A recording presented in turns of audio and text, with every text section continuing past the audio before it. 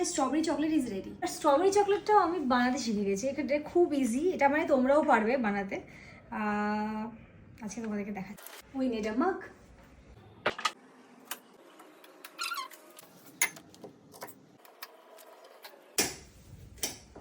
Strawberry না আমি মানে বাজার থেকে যখনই আনা হয়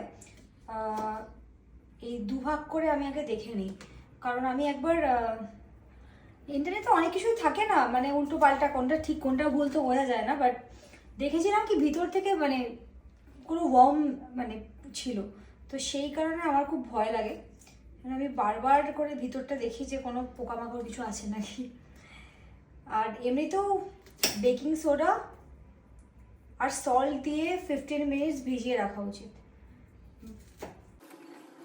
বিরিয়ানি মানে খেতে ভালো লাগে, বা ধরো যেরকম চিকেন বা যারা কুকিংয়ের খুব শখিন যারা, মানে আমার যেগুলো ভালো লাগতে শুরু করেছে কয়েকদিন মানে বেশ 2 মাস ধরে, সেটা হচ্ছে এই ধরনের ডেজার্টস বানানো, হ্যাঁ একটু মিষ্টি মিষ্টি, যেগুলো রাত্রিবেলা আমার ভীষণ একটা ক্রেভিং হয়, তখন আমার মনে হয় যে কিছু একটা অর্ডার করে খাই।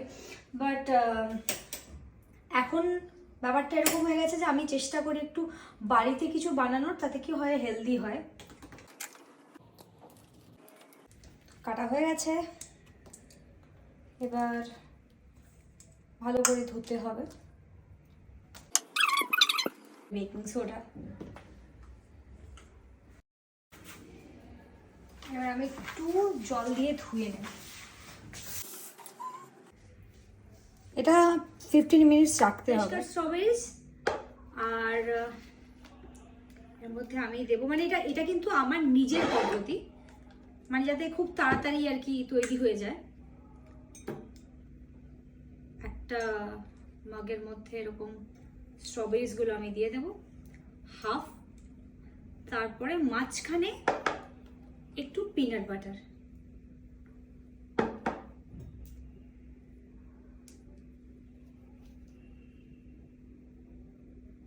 ওকে, এইবার হচ্ছে যেটা আমার সবচেয়ে ফেভারিট, যারা চকলেট লাভার, চকলেট সিরাপ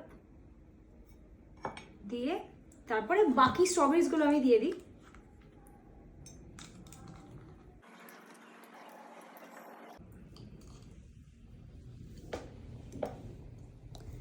ইয়েস, তারপরে আবার একটু সিরাপ।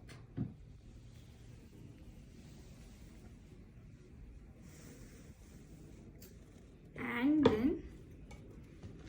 মানে এটা তোমরা না চাইলে নাও দিতে পারো, বাট আমি একটু বেশি চকলেট পছন্দ করি।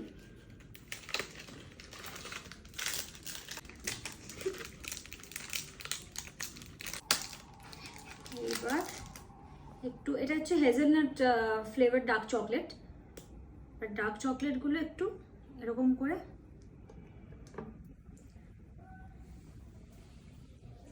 And my strawberry chocolate is ready. আমি এরকমভাবে তৈরি করি স্ট্রবেরি চকলেট।